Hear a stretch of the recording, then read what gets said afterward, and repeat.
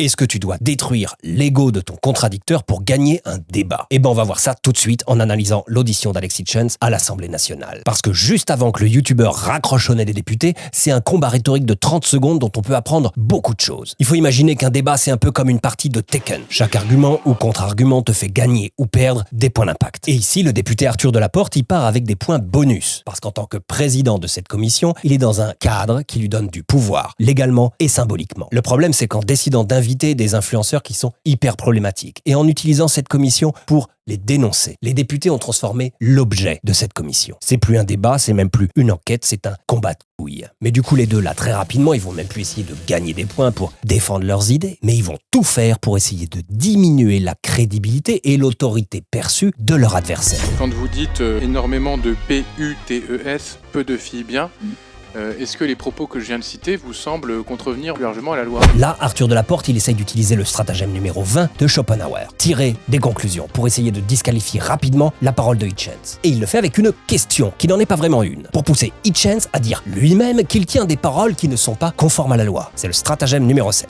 Hitchens réplique, il dénonce le fait que Delaporte utilise un argument fallacieux. Je pense que vous vous avancez un peu. Ces propos ont été prononcés dans un live YouTube, pas un live TikTok. Et là, en vérité, il essaye même plus de convaincre le député lui-même, il essaye de convaincre le public qui les regarde. Stratagème numéro 28. Hitchens en profite pour faire diversion. Il se met à parler des plateformes pour ne pas avoir à parler du fond de son propos. Stratagème numéro 29. Si vous êtes encore là, alors vous avez le désir de devenir meilleur. Abonnez-vous. Est-ce que ces propos, vous pourriez les avoir prononcés sur TikTok?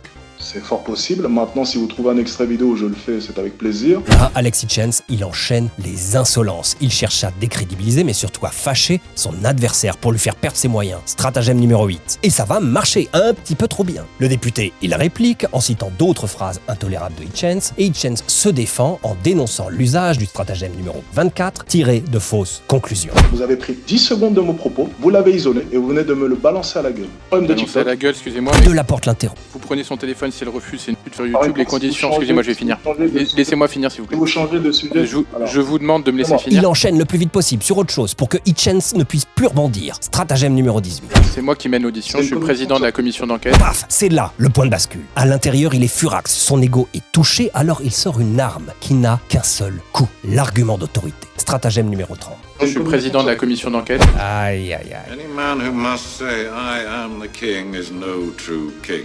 C'est contre-productif de devoir rappeler soi-même son statut ou son autorité. Là, il s'impose seulement grâce aux points bonus qui lui sont conférés grâce à son statut de président de commission. Il menace carrément de couper le micro d'Hitchens. Je suis président, excusez-moi, on va couper le son de Monsieur Hitchens.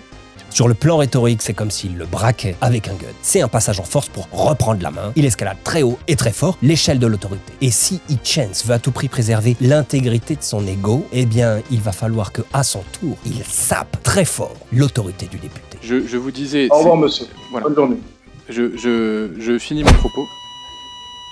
Il se barre. Il se retire d'un combat qu'il estime inégal. Il en subira certainement les conséquences et c'était pas la seule option qu'il avait à sa disposition. Mais on en reparlera peut-être dans une autre vidéo. Moralité, tu ne feras jamais progresser tes idées en t'attaquant à l'ego de ton adversaire. Mais si tu veux diminuer la puissance de ses attaques, il faut effectivement taper sur sa légitimité et son autorité.